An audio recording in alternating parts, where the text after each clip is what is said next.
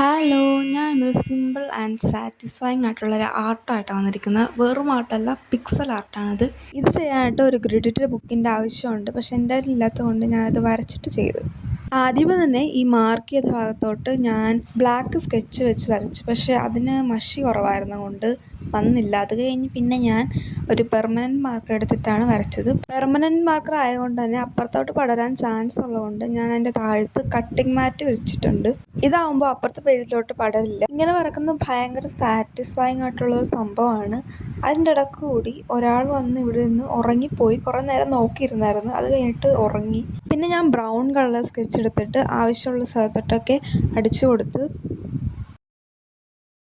അത് കഴിഞ്ഞ് pink colour sketch എടുത്തിട്ട് അടിച്ചു കൊടുത്തിട്ടുണ്ട്. ഡാർക്ക് പിങ്ക് വരേണ്ട സ്ഥലത്ത് 2-3 ലെയർ ഞാൻ പിങ്ക് അടിച്ചിട്ടുണ്ട്. പിന്നെ ലൈറ്റ് പിങ്ക് വരേണ്ട സ്ഥലത്ത് ഞാൻ ലൈറ്റായിട്ട് അടിച്ചിട്ടുള്ളൂ. അത് കഴിഞ്ഞിട്ട് ഞാൻ റെഡ് അടിച്ചു കഴിഞ്ഞിട്ട് അതിൻ്റെ പുറത്ത് കൂടി പിന്നെയും കുറച്ച് പിങ്ക് അടിച്ച് കുറച്ച് ഡാർക്കായിട്ട് കിട്ടാൻ വേണ്ടി.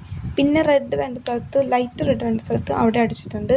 അത് കഴിഞ്ഞിട്ട് ഏറ്റവും അവസാനം ഓറഞ്ചും കൂടെ അടിച്ചാൽ പിന്നെ സംഭവം തീർന്നു. വേണമെങ്കിൽ ഇത് ഇവിടെ വെച്ച് തന്നെ നിർത്താം. പക്ഷേ എനിക്കിത് ഭിത്തി തൂക്കേണ്ടതുകൊണ്ട് ഞാനത് കട്ട് ചെയ്തെടുത്ത്. അത് കഴിഞ്ഞിട്ട് ഫെവിക്കോൾ തേച്ചിട്ട് അത് കാർഡ്ബോർഡിൽ ഒട്ടിച്ചു കൊടുത്ത്. എന്നിട്ട് അതും കട്ട് ചെയ്തെടുത്തിട്ടുണ്ട്.